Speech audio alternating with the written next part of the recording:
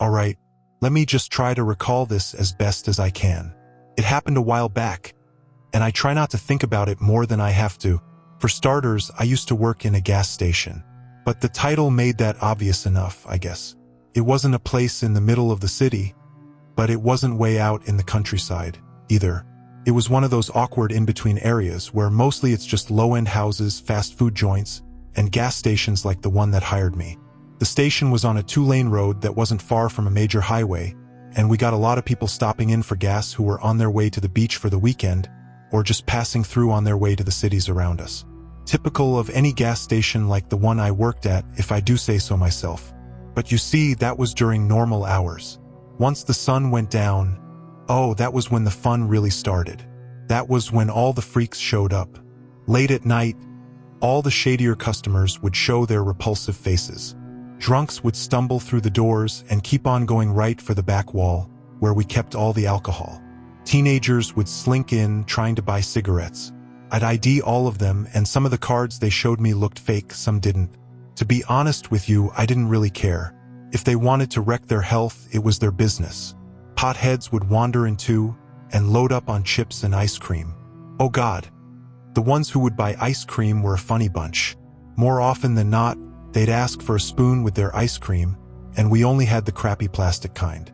I had one idiot stand there for 20 minutes trying to scoop the dessert into his mouth with one of those bendy spoons. One time, a guy shoplifted the store right in front of me, around midnight. Then he walked outside, called the cops on himself, and just stood there in the parking area waiting for them to show up. I had followed him outside, and I asked him what his deal was. He looked at me and said that he just wanted a place to sleep for the night. I hadn't expected that, but I told him that if he wanted to sell the story, then he should keep running. That he did, he walked off the property and down the small road. I heard sirens not long after, but I suppose I should tell you about the big one. The guy who made me quit that job. I have a tendency to ramble, and like I said, I try not to think too much about this guy. It was another graveyard shift. Another night of my life spent behind a cheap wooden counter. I was pissing my life away, but I was doing it for some money, so it was all good. And I was better off than most of the people who walked through those doors anyway. It was 2:20 a.m. or so. I remember staring at the clock in boredom, watching the 2 dots of the display tick on and off as it counted the seconds. That was when I heard the bell over the door, and I looked up to gauge the person who had just stepped into my little world. He was only a little over 5 feet tall and looked like he could be 50 years old easily. His skin was rough and saggy. His arms and legs were dotted all over with tiny white hairs, matched by equally white hair that hung down in long reams from his head. It was scraggly and matted together. You know how hair gets if you don't take a shower for like 2 days? This guy looked like he'd spent 2 weeks without the good graces of any shampoo. He slowly walked his way over to the counter, mechanically, like each step was a deliberate action. Finally, he made it over to me, and he thumped his hands onto the counter for support. His hands were crisscrossed with varicose veins. They looked like cracks in broken glass. Lines of black grit ran underneath the edges of his fingernails. He finally opened his mouth to speak and gave me a good view of his slimy yellow teeth. "It's disgusting," he asked in a croaky voice where our bathroom was, and I just pointed sternly toward the back corner of the room. There was a little hallway that held doors to the storage rooms and one small bathroom. He lumbered off in that general direction, and I silently thanked God that weirdo was out of my face. I heard the door click shut. Once again, I was by myself for the most part. The station was silent for 5 minutes. Then 10, 15. Started to get weird how long this guy was taking in the bathroom. If this were a normal-looking guy, I wouldn't have questioned it. But the man in there was anything but normal. At the 20-minute mark, I journeyed out from behind my counter and toward the bathroom. I knocked on the door a couple of times and asked if the guy needed any help. I heard him mumble from the other side that he was fine, but he didn't sound all that fine to me. I wasn't about to argue with him though, so I just walked back over to the counter and sat down in my chair. Another 10 minutes went by, and that guy still hadn't come out of the bathroom. I was getting agitated at that point. Eventually, I started hearing a noise. At first, I couldn't really tell what it was, but it didn't take long to figure it out. I was hearing moaning. I started walking back to the bathroom once again. This time, I could tell as I neared the door that something definitely wasn't right. It sounded like the man was in pain, maybe even afraid. Sheepishly, I knocked on the door once again, and for a while, I didn't get a response. But eventually, the man managed to choke out two simple words. "Help me." His moaning was getting louder and turning to yelling. I started hearing banging coming from inside the bathroom. I could even feel it shake the floor just a little. I went for the knob, but of course, the man had locked himself into the bathroom and hadn't gotten around to actually trying to unlock it. I was panicking a little. I didn't know if this was just a bad case of the runs or something like that, or if it was something more serious. I started to think that the latter was true, but there was a rancid stench that was beginning to make its way out of that damn bathroom. Could have just been some horrible diarrhea, I thought. I shuddered a little bit at that. I shouted at him to open the door. He had to unlock it if he wanted help, of course. But he wasn't listening to me. He had started babbling some incoherent nonsense about how he had to keep the door locked because he was only safe in that room. They were coming for him, he said. I kept shouting at him to unlock the door, but he was off on a horrible tangent about how they were coming for him and how they had finally figured him out. All the while, his slurred speech was punctuated by cries for help. He just kept shouting for help. I kept hearing banging. I was freaked out, and at that moment I didn't figure I had the time to call the cops or anything like that. The man's speech was trailing off, and he sounded like he was in a very bad way. I'd like to say that I didn't freak out, that I knew what to do, and handled the situation in a respectable way. But I did none of that.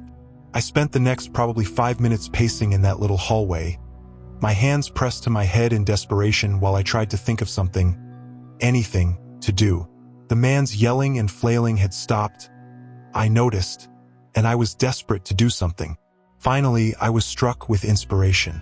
I went into the storage room next to me, and I grabbed a rolling dolly that we used to move some of the heavier crates around. Then I rushed back into the hallway, and with all the force I could muster, which must have been a lot thanks to adrenaline, I bashed the door wide open. The smell that hit me almost made me throw up right then and there. I dropped the rolling dolly and stumbled away from the room, gagging. I almost fell over, but I steadied myself on a wine shelf. I had to take a moment to catch myself, and it felt like I was going insane. It really struck me then that I needed outside help. So, I did what any sensible person would have done a while back. I called the police. I assumed the worst. The moment I saw the man, it looked like he was certainly dead. He was sprawled out on the tile floor, half-heartedly resting against the wall. His back was slumped down, curving in the space between the wall and the floor. His knuckles were very bloody, and pockmarks in the wall, which were also licked with blood, made it fairly obvious he'd been punching around. It was obvious enough where the smell was coming from. That bastard was sitting in a putrid film of brown liquid. Yes, he'd shit himself. He wasn't even on the toilet, for Christ's sake.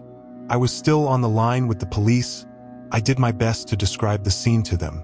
As much as I really didn't want to know what had happened to that guy in the bathroom, I figured he could still need help.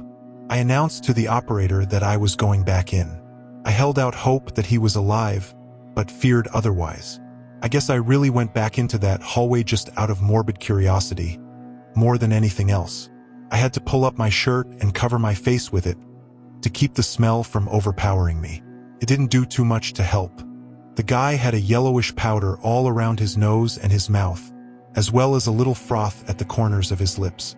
His eyes were bloodshot and glazed over. I said to the operator that it looked like he'd overdosed on some drug. I couldn't take it anymore. I had to go outside for some fresh air. I was groggy, mortified, and depressed. A man had just died next to me, for God's sake. At the most, I was out there for 5 minutes. I could already hear sirens when I stepped into the cool night breeze. Only 5 minutes. But here's the thing, here's what really messed me up badly. When the police arrived, they asked me to show them where the incident had occurred. An ambulance was there as well, and the paramedics were getting their equipment. I led them all to the back, and it still smelled horrible. There were still punch marks on the wall, and there was still some of that drug powder dusted around the floor. But the man who'd been lying there was gone. He was just gone like he hadn't even been there. I don't mean he was gone in the sense that he got up and left. There weren't any boot prints, no streaks of liquid on the floor, no hand prints on the walls. There was none of that. It was like he just vanished. I can't explain it. I don't want to know what happened that night. I quit a few days later. I couldn't keep going back there, not after all that. The things that guy said keep replaying in my head. All those things about how they were coming for him. God help me. We were driving to Virginia in the early 90s. It was about midnight and my father pulled into a gas station as my mother needed to use the bathroom. He dropped her off in front and went to the park. I made my way inside and stopped. A huge man had my tiny mother over his shoulder and was calmly walking to the other exit. My mother did not make a sound. I will never forget the look on her face. Fear and shock mixed together. I screamed so loud. My father was just coming in. He saw what was happening and ran after the man. The dude put my mother down and just walked out of the building. We sat in the car waiting for the police to arrive. My mother said he grabbed her soon after she walked in. He was inside the ladies' room, apparently waiting for a victim. The lights were off when my mom walked in. We spent the night at a nearby motel. My parents went to the police station in the morning so my mom would look through pictures to identify him. She didn't recognize anyone. We had a new rule in the family. Nobody could go to a gas station bathroom without at least one family member with them. When I was around 20, I lived in a college town and would frequent a hookah bar within walking distance of a gas station. One night, I was out with my girlfriends and we were chatting with some guys. I'd guess they were 25-ish. I was already dating my now husband, so I kept it friendly while my friends were trying to make connections.